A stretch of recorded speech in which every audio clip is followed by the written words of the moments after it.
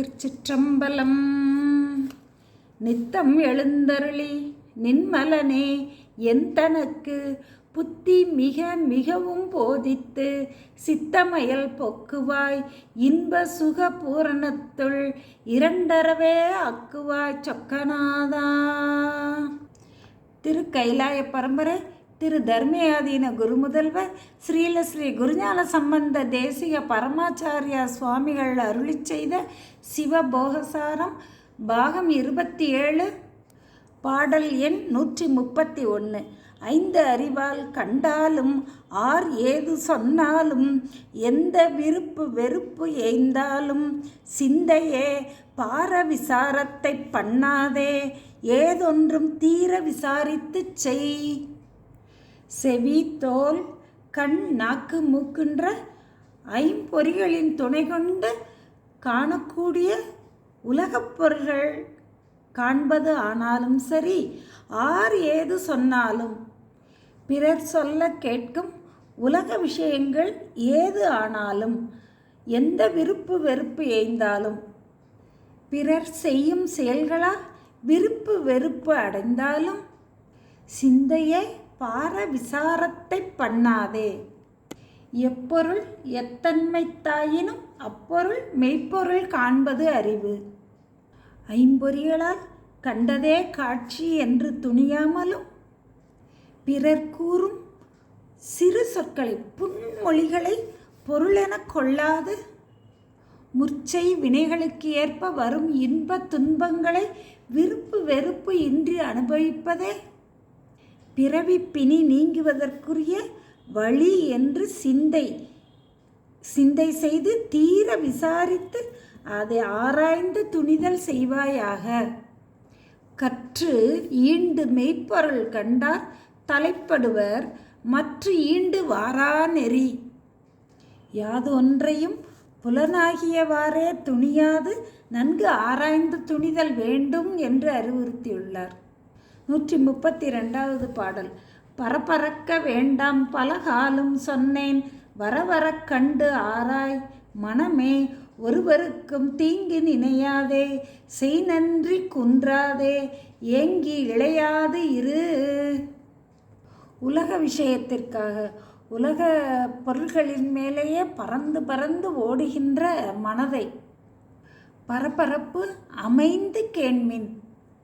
பலகாலம் சொன்னேன், திருவருளை மறந்து உலகப் பொருள்களில் கிடைக்கும் அற்ப சிற்றின்பத்திற்கே அதை பெறுவதற்கே விரைந்து சென்று பலகாலமும் வீணே கழிந்தது. வர வர கண்டு ஆராய் மனமே. இன்பமானாலும் சரி துன்பமானாலும் சரி முன் செய்த வினைக்கு ஏற்ப வரத்தான் செய்யும். இன்பத்தில் துள்ளுதலும் துன்பம் வந்த பொழுது துவள்தலும் இன்றி மனமே திருவருளையே நாடி நிற்பாயாக. உயர்ந்த பொருளில் உணராது அதன் மேல் விருப்பம் வையாது அற்ப பொருளிலேயே மனம் வைத்ததன் காரணமாக வந்த பரபரப்பு இல்லாமல் இருந்தால்தான் உயர்ந்த பொருளை சிந்திக்க முடியும். அமைதியற்ற மனம் உபதேசத்தின் அருமையை உணராது. மனமே பிறருக்கு தீங்கு நினையாதே, பிறர் நமக்கு செய்திய நன்றியை மறவாதே. என் நன்றி கொன்றார்க்கும் உய்வுண்டாம் உய்வில்லை செய் நன்றி கொன்ற மகற்கு.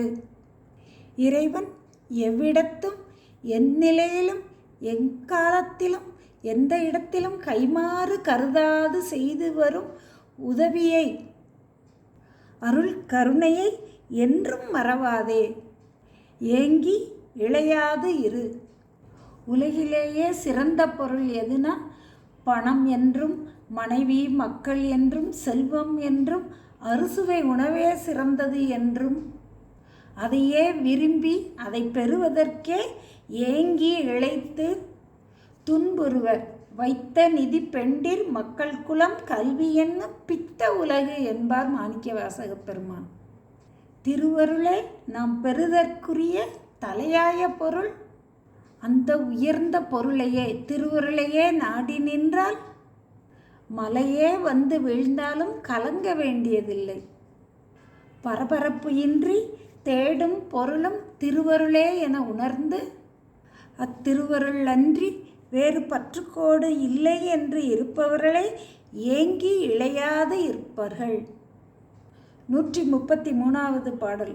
மிகுத்த குலம் செல்வத்து மேவுவதும் அத்தை பகுத்து பொய்யென்று விடும் பாங்கும் தொகுத்து விரித்தால் நல் நெஞ்சே மிகு வாரணத்தை உரித்தான் செயல் என்று உணர். அவரவர்க்கு வாய்த்த குலம் செல்வம் முதலான வாழ்வுகளில் பற்றோடு வாழ்வதும், நல்ல குலத்தில் பிறத்தல், நல் கல்வி, மிகுந்த செல்வம் இதனால் வரக்கூடிய உலக வாழ்வில் பற்று கொண்டு வாழ்வதும், அவற்றின் கண் கொண்ட பற்றை விட்டு நீங்கி நிற்றலும், தொகுத்து விரித்தால் நன்னெஞ்சே மிகு வாரணத்தை உரித்தான் செயல் என்று உணர். கரிய பெரிய யானையின் தோலை உரித்த நம் பெருமான் சிவபெருமானது செயல் என்பதை நெஞ்சே நீ உணர்வாயாக, நன்னெஞ்சே நீ உணர்வாயாக. பேரு இழவு இன்பமோடு பிணி மூப்பு சாக்காடு என்னும் ஆறும் முன் கருவுள்பட்டது. உயிர்கள் செய்யும் நல்லனவும் தீயனவும் ஆகிய வினைகளை இறைவனே ஏற்று நின்று அந்த செயல்களின் பயன்களை அவற்றை செய்த உயிர்களிடம் சேர்ப்பிக்கின்றான். அவரவர் செய்த வினைக்கேற்ப நன்மை தீமைகளை, நல்ல குலம், மிக்க செல்வம் இவற்றை இறைவனே கூட்டுவிக்கின்றான் என்பதை உணராமல் நன்மை வருங்காலத்தில் அஃது என்னால் வந்தது என்று தன்னையே பெரிதாக எண்ணி அப்பொருளில் பற்று வைப்பதும், தீமை வருங்காலத்தில் இதனை பிறர் செய்தார் என்று கருதி அவரிடம் சினந்து வினையை பெருக்கிக் கொள்ளுதலும் பேதமை ஆகும். அந்தந்த உயிர்களின் வினைப்பயனை அந்தந்த உயிர்களுக்கு மிகாமலும் குறையாமலும் ஒப்ப நாடி அதற்கு ஏற்ப செல்வம், கல்வி, குலம் இவற்றையெல்லாம் வழங்கும் இறைவன் கருணை செயல் ஆதலின் பேராமல் ஊட்டும் பிரான் என்கின்றார்கள் அருளாளர்கள். 134வது பாடல்.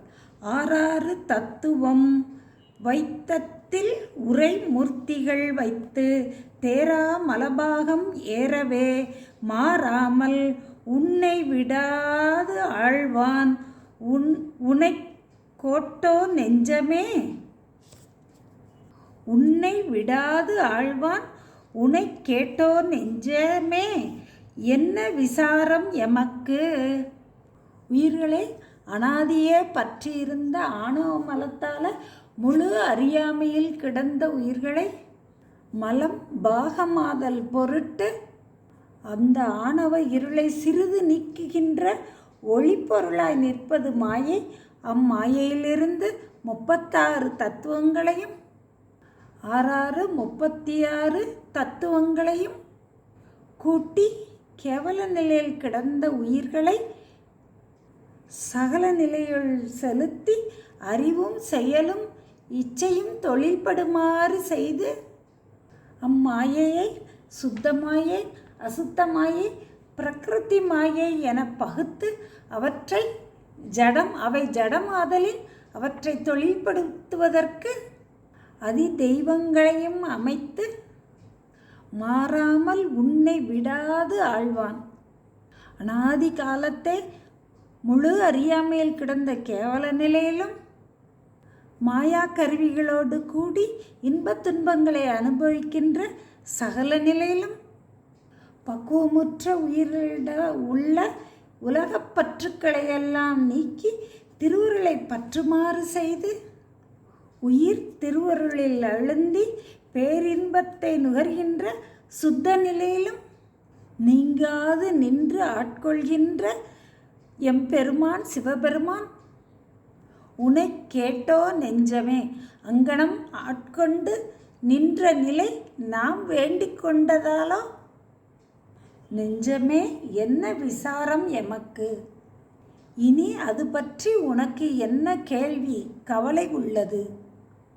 நாம் வேண்டிக் கொள்ளும் வேண்டுகோள் பற்றியன்றி அவன் தானே தனது கருணையினால் தானே தரும் அவனை உயிர்கள் கேவல நிலையில் நின்ற பொழுது அவன் செய்த நன்றியையும் சகல நிலையில் மாயா காரியங்களோடு கூட்டிய சகல நிலையில் செய்கின்ற நன்றியையும் இனி முக்தி நிலையில் சுத்த நிலையில் பேரின்பத்தை துய்க்குமாறு தரும் செய்ய போகும் உபகாரத்தையும் நாம் வேண்டி நின்று அன்றி தானே தரும் தன்னுடைய கருணையினால் தானே தரும் அவனே அயரா அன்பின் ஏத்துதலே உயிர்கள் செய்யத்தக்க செயல். அதுவே அரண்களல் பெறுமாறு செய்யும். தீர்ந்த அன்பாய அன்பர்க்கு அவரினும் அன்ப போற்றி. நாம் அவன் மேல் வைக்கும் அன்பை விட ஓய்வு இல்லாமல் அவன் நமக்கு செய்து வரும் அருள் செய்வதை உணர்ந்து உயிர்கள் மேல் இறைவன் அன்பை வைக்கின்றான், அதிகமாக அன்பை வைக்கின்றான் என்பதை உணர்ந்து நாளும் மறவாமல் பெருமானின் திருக்கருணையை போற்றி நிற்பதே இந்த உயிர்கள் செய்யத்தக்க செயல். நெஞ்சமே, இனி நமக்கு கவலை யாது உளது? 135வது பாடல். தானோ வசத்தல்ல என்றறிந்தால் தாரணியில் ஏனோ பிதற்றிடுவ ஏழை நெஞ்சே, தானே இரவாத அதுதான் இரக்க அருளை மறவாதிரு சிவமாவை. உயிர் என்றும் உள்ள நித்த பொருள் என்று ஞான நூல்கள் வழி அறிந்த பின்னும் அதற்கு கேடு உண்டு என்று அஞ்சி தாரணியில் உள்ளோர் இவ்வுலகத்தில் உள்ள உயிர் நித்த பொருள் என்பதை அறியாதோர் ஏனோ பிதற்றிடுவர். ஏழை நெஞ்சை பிதற்றி நிற்பார்கள். திரு அருளை பெறுவதற்கு முயலாத ஏழை நெஞ்சே, நீ பிதற்றுவது ஏனோ? தானே இரவாததுதான் இரக்க. உயிருக்கு என்றும் தீமை பயப்பது தான் எனது என்ற தற்போதமே, அது இரக்க. அத்தற்போதம் இரக்க அருளை மறவாதிரு. நான் எனும் தற்போதத்தை இழந்து திருவருளோடு ஒன்றுபட்டு நின்று எச்செயல் செய்து வரினும் திருவருளை மறவாது நின்று ஒழுகுவையாயின் சிவமாம் தன்மை பெறும் பெருவாழ்வை பெறலாம். அவனே தானே ஆகிய அந்நெறி ஏகனாகி இறைப்பணி நிற்க மலமாயை தன்னோடு வல்வினை என்றே என்று சிவஞான போதம் 10வது நூற்பா காட்டும்.